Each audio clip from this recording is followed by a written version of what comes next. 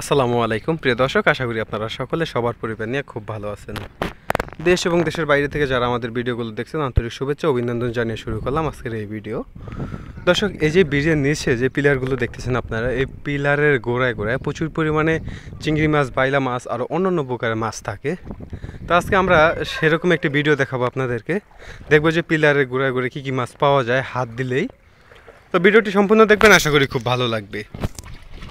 তো দর্শক, দেখা যাক, এক ভাই ডুব দিছে পিলারের গোড়ায়। এর আগে অনেকগুলো ডুব দিছে, মাছ পায়নি, সে ভিডিওগুলো স্কিপ করে দিলাম।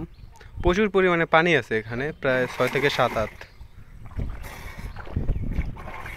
পাওয়া গেছে?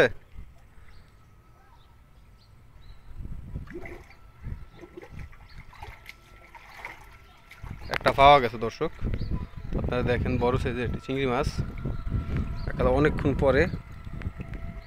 এ রে, আস্তে আস্তে বাড়ির দ্বারি দিবেনি আবার। তো দর্শক, অলরেডি একটি গলদা চিংড়ি পাওয়া গেছে, ছোট সাইজ একদম। প্রায় প্রচুর পরিমাণে ডুব দিছে, মাছ পায়নি।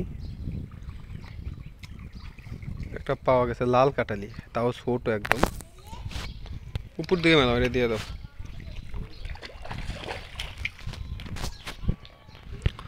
এখানে প্রায় 7 থেকে 8 হাত পানি আছে, আর ওখানে তো অবিশ্বাস্য পানি, মানে বলার বাইরে প্রচুর পরিমাণে পানি আছে।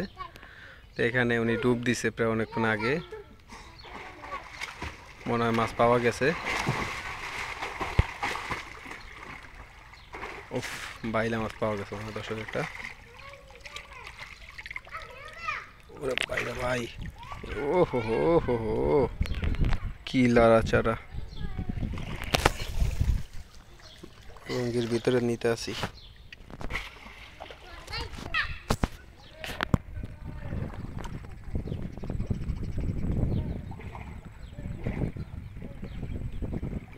কি মাছ? দর্গি।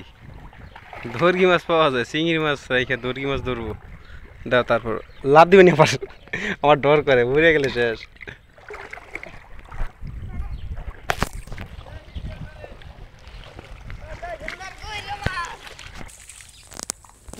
দেখা যাক দর্শক, ডুব দিছে, মাছ পাওয়া যায় কিনা।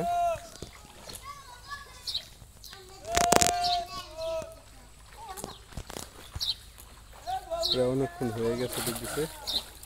পাইছে?